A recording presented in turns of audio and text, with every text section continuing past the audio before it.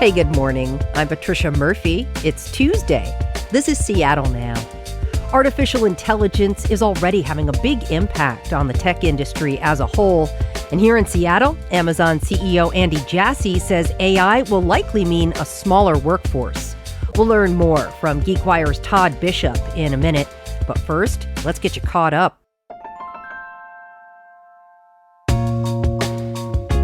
Washington Senator Patty Murray is in D.C. talking about the shift in abortion access today on the third anniversary of the landmark Supreme Court decision that overturned Roe v. Wade. Murray will be joined by Senator Elizabeth Warren, healthcare providers, and people affected by restrictions to abortion access since the ruling. You can watch a live stream starting at 11:30 a.m. Seattle Mayor Bruce Harrell has signed an executive order with the goal of building housing more quickly and accelerating the growth of small businesses. The order reforms the city's permitting process so that developers and business owners can get started more quickly on projects. For years, developers have complained about Seattle's slow process when it comes to building new housing. The mayor's order also calls for the development of an AI pilot program to catch common errors on permits and paperwork. And keep an eye out for the Seattle Chamber Music Society's concert truck. This Wednesday, musicians will be performing at the Columbia City Farmers Market at 5. They're in Burien on Thursday. Sounds like a super civilized way to spend an hour. Check out the full schedule online. Concerts run through July 3rd. Check back for more headlines on tonight's episode of Seattle Now. In a recent memo to employees, Amazon CEO Andy Jassy confirmed a fear that's likely rattling around in the brains of a lot of tech workers, that artificial intelligence is ultimately going to mean fewer jobs at the company as AI transforms how work gets done. Tech journalist Todd Bishop is here with some insight on what this could mean for Seattle's largest employer and the tech industry as a whole. He's the co-founder of GeekWire. Todd, really appreciate you taking the time. It's my pleasure, Patricia.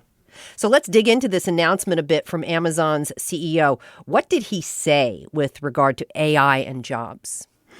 This was a bit of a wake-up call, I think, and it was perhaps a prelude to bigger announcements down the road. Andy Jassy told Amazon employees that while it's hard to know how it's going to net out, in his words over the years, in the next few years, they expect that AI will reduce their total corporate workforce as they get efficiency gains. And in some ways, this is Andy Jassy saying the quiet part out loud. I mean, this is kind of a widespread assumption in the tech industry, but Microsoft, by comparison, has been a little more cryptic about the direct effect between AI and jobs. But if you look at Amazon's total corporate workforce, they're at about 350,000 people worldwide. Now, of course, there are about 1.5 million total if you include warehouse and fulfillment and logistics. But there is plenty of headcount to be reduced at Amazon. And I think you are seeing here Andy Jassy saying that AI means reducing that headcount in the coming years will be much more feasible than it has been in the past. Okay. So he says, effectively, we'll need fewer people for certain jobs. What kind of jobs are we talking about here? It seems to be across the board. Everything from software engineering to people who are overseeing projects and managing projects to middle managers. That has been a big focus. Amazon has led the way in that regard, trying to trim the ranks of middle managers to become more nimble, to be able to make decisions faster, not have a bunch of bureaucracy between the front lines of the corporate workforce and the executives. And so you're seeing it across the board. That said, it's interesting because in some ways that weren't expected, perhaps a few years ago, we've seen AI really have an impact on software development. You know, there was a time when people would say, hey, go into coding. You're going to be fine, kid. You're going to have job security. And with things like GitHub Copilot and a lot of tools that Amazon and others have come out with, it's not necessarily replacing development jobs one for one, but it's making existing software development jobs so much more efficient that it's raising new questions about the kinds of productivity that companies like Amazon can get out of their existing workforce. Where does this leave young software engineers or potential software engineers? What is the new learn to code? What's the mantra that's going to have to replace it? I guess, learn how to prompt engineer, which is the phrase for interacting with AI. Andy Jassy did make that clear in his memo. He said that if you want to be part of the future of Amazon, learn to use AI, not only as a developer, but as a business executive, as a program manager, and other folks who are across the board of this company. And so this is something where if you can figure out how to use these tools, how to use them to your own personal advantage for your own productivity, but also to make sure that you're using them to the benefit of your company, it creates some sort of job security. And at the entry level, it also opens more doors than you might have had in the past. Are human beings right now training AI models that will eventually take their jobs, Todd? It sounds like the plot of a dystopian movie. Yes. For some reason lately, the phrase primrose path has been stuck in my head. Yeah. Yeah, it's something that it's a great question. And certainly these AI models are training on what we're giving them. In my experience, this has been just fascinating. There's this trend called vibe coding, VIBE, where non-coders, non-programmers, people like me, can sit down with Claude or ChatGPT, Gemini, and basically create these, in my case, like these stunning web pages. Wow. I spent the weekend doing this for a project we're working on that, I never would have been able to create in the past. And so it's this trade-off to the point of your question. On the one hand, it's all of these amazing benefits. And on the other hand, yes, in some ways we are giving the AI the information through the queries we're asking, through the information we're uploading, through the human intelligence that we're lending to it as we're using it. We're giving it the fuel that it will need to get better and better and better. And I think it's right to ask the question that you asked. I don't know the answer. All I know, and perhaps I'm a proxy for humanity here, is that, gosh, it's cool. Feels a little bit like the wild, wild west again, though, tech-wise. Oh, my goodness. For us at GeekWire, it's been fascinating. Not only is it changing the way that we gather information and synthesize information, I'll tell you, the first thing I do when I see a regulatory filing that in the past I would have spent hours scanning through is I upload it to ChatGPT and I say, what are the top 5 stories in this regulatory filing? So it has changed the way we gather information, but more to the point, it has made the tech industry so much more dynamic, so much more interesting. And to your earlier question, Patricia, what do people do if they're coming into this industry? And I think one thing they could do is, if they have the gumption to do it, try their own startup. You can do it over the course of a weekend. Can you get some traction? Can you get ChatGPT or Gemini or Claude to help you on a business plan? There are so many other ways to use this technology to empower ourselves individually that I think that is probably the best path for us to counter this kind of overwhelming sense that the technology is out to get us. All right, well, let's talk about our other tech giant for a second. Microsoft is planning yet another round of layoffs. What's going on there? And is it stemming from AI?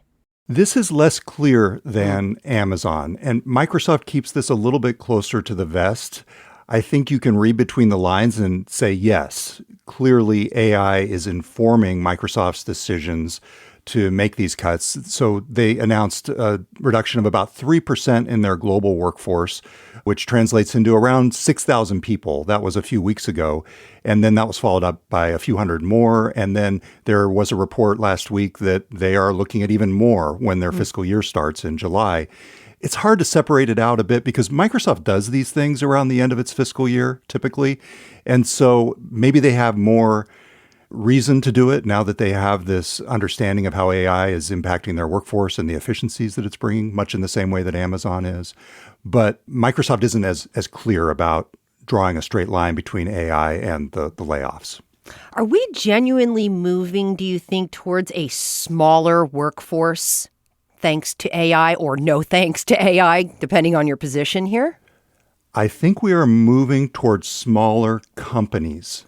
I don't think that means we're necessarily moving toward a smaller workforce writ large.